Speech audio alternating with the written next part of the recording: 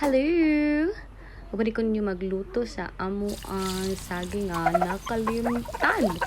So, medyo lata-lata na dyan siya. No? Kaya nga nung gibutang sa oven, kalimtan noon. So, anyway, yeah. Ako rin siya himuong banana cube bites. Hiwa-hiwa na lang ako kay nanay mga kanang parts nga nalata na jud. So, yan na lang siya. Para, di ba, sa siya gyapon. Banana cube. So, maragod na siya. Pretohon, ragod na mo siya. And then, butangan na dayon ni mong kuan sugar. Iba ni gamay ang oil kay para dili malumos sa mantika, day. Ano na siya. Oil. Ay, sukar di ay. Then, wala, balik na po ni mo ang saging. Yan, ibalik ni mo sa saging. Karaw-kurawa.